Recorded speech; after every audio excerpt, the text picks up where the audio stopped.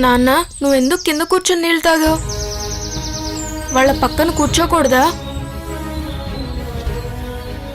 చూడయ్యా, మనకి స్వతంత్రం వచ్చి 60 ఏళ్ళయింది. మన ఇళ్ళేమో ఇంకా ఊరి చివర్లోనే ఉన్నాయి. మనకు నిజమైన స్వాతంత్రం అంటే పదవులో పథకాలు కాదు, సమానమైన గౌరవం దక్కాలి. అప్పుడే మనకు నిజమైన స్వాతంత్రం వచ్చినట్టురా. చదువుకున్న పిల్లలతో పని చేపిస్తున్నాందమ్మా.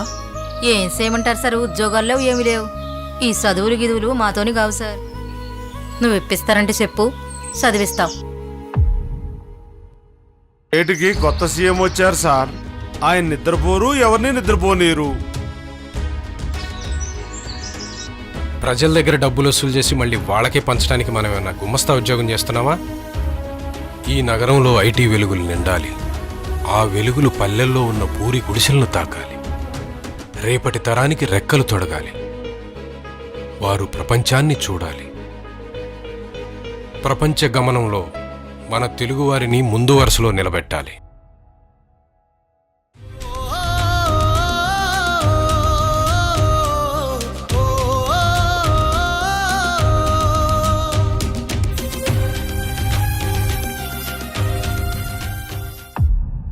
అను చూసావా, విజన్ 2020 అంట.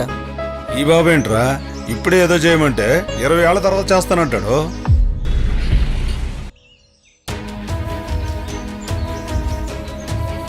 ఈ బండల్లో మైక్రోసాఫ్ట్ వస్తుందా? ఐటీ ఉద్యోగులు ఈ బండల మీద కూర్చొని పని చేసుకునే అవకాశం కల్పిస్తున్నారా?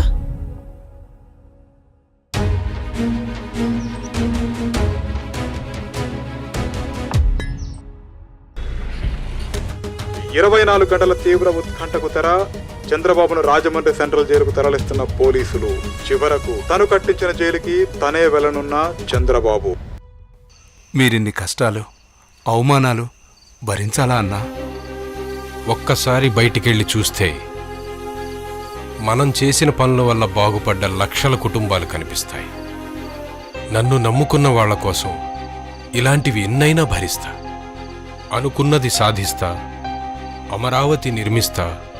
భవిష్యత్ తరాలకి మరో మహావృక్షాన్ని బహుమతిగా ఇస్తా. సాగే విజనరీ, ఇది తెలుగోడి డిక్షనరీ. సాగే విజనరీ, ఇది తెలుగోడి విక్టరీ.